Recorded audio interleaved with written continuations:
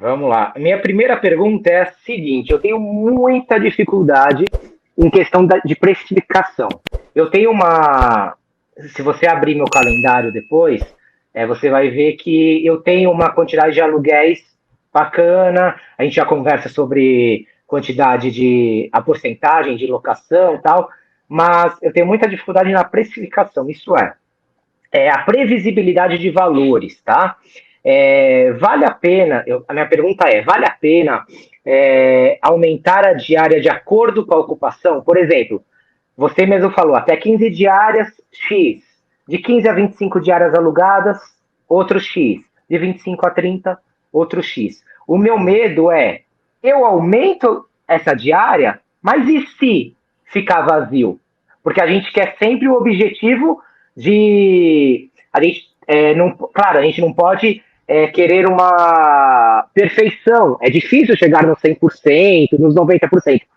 Mas se a gente tem condição de buscar isso, qual o limiar do preço para a gente chegar próximo a esses valores de porcentagem? Pronto, continua aí. Pronto, beleza. Então, a precificação você falou em relação a entender. É aquele medo que a gente tem, né? Será que eu posso ganhar mais? Ou eu posso subir meu preço e dormir com meu quarto vazio? Ou seja, será que eu tô com aquela sensação, tipo assim, será que eu tô sendo ganancioso?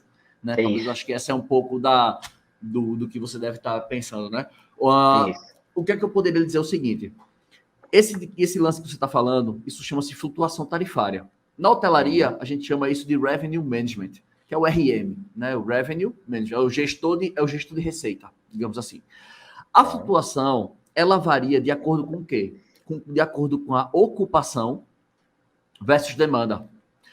Esse conceito aí, basicamente, ele nasceu na década de 80, com a companhia aérea chamada American Airlines. A American Airlines foi a pioneira que começou a fazer tipo, o gerenciamento de receita, o RM, né, o Revenue Management. Por quê? Porque à medida que você adquiria as passagens aéreas com antecedência, você pegava um preço melhor, e à medida que a ocupação do avião fosse aumentando, né, a passagem também vai subindo de preço. Por isso que, normalmente, quando a gente vai viajar, a gente compra passagens aéreas antecipadas.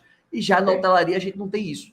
Porque na hotelaria, geralmente, às vezes a gente compra faz a reserva em cima da hora. Muitas vezes a gente faz em cima da hora. Mas também tem um lance em relação a isso, né? Porque nas companhias aéreas, falando especificamente no Brasil, a gente só tem 3 companhias aéreas. Então é muito fácil fazer flutuação tarifária, que você só tem 3 concorrentes e poucos destinos. Tem pouca concorrência. No caso de hospedagem, é infinito, a concorrência é muito grande, né? Então, o primeiro ponto que eu diria é que a tua ocupação ela tem que variar de acordo com a demanda. Então, por exemplo, sabe uma coisa que eu posso exemplificar aqui, que acontece aqui no hotel? Por exemplo, esse final de semana, a gente está 100%.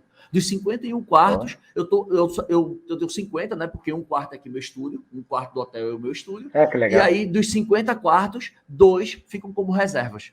Por quê? Porque pifa um ar-condicionado, sei lá, dá uma infiltração, acontece, enfim, alguma coisa acontece, a gente tem que ter pelo menos 2 quartos de backup. Então, eu estou basicamente 100% de ocupação. Só que esse 100% de ocupação aconteceu por um grupo que está vindo de Fortaleza. Então, esse grupo veio e ocupou o hotel, basicamente. Eles ocuparam 30 quartos. Dos 50, eles ocuparam 30 e poucos quartos. E o restante eu vendi por fora. Por Booking, reserva direta e outros canais, beleza? Então, significa dizer o seguinte, que a minha ocupação está alta, mas é uma justificativa para eu subir preço? Não. Por quê? Porque só a ocupação está alta e não a demanda não está alta. Então, se eu subir preço, eu paro de vender. Por isso que para você subir preço, a sua ocupação tem que estar boa, beleza. E o segundo passo e a demanda? Aí você vai dizer, pô, Greg, como é que eu vou saber da demanda? Software. Só tem como saber a demanda através de software. Então, os mais conhecidos é o RDNA e o Price Labs. São dois softwares que vão dizer para você como é que está a demanda da região e como é que está o preço dos concorrentes seus diretos. E você pode selecionar ali entre 5 a 10 concorrentes e aí você fica monitorando o preço deles. Então, por exemplo, a demanda está baixa. Meus concorrentes estão com preço de, sei lá, R$500 a diária, eu vou pedir 480, 470, eu vou pedir mais barato que eles. Tá entendendo como é que é? Então, aí a demanda tá alta. Aí eu seguro o preço. Se eu não vender qualquer coisa, eu baixo. Eu seguro. Então, essa flutuação, o que vai diminuir seu medo é ter mais informações seguras. É você conseguir ter essas informações que vão te balizar, né, para tomar decisão.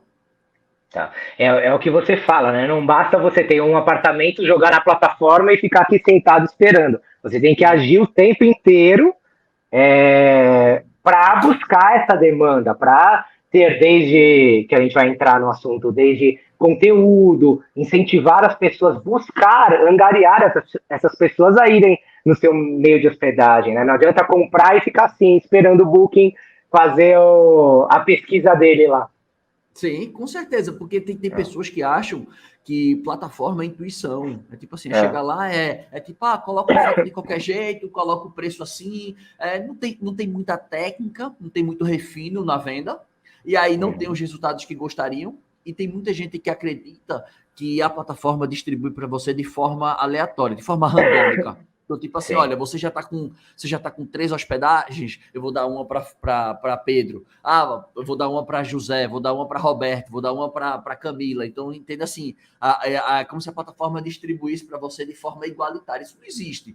A venda vai acontecer para quem estiver melhor preparado, né? E isso é uma Sim, coisa que sim. as pessoas às vezes não estão atentas nisso. Acha que existe uma distribuição saudável, digamos assim, mas não é. Não. É a lei da concorrência, da oferta e da procura, né? E de mercados competitivos.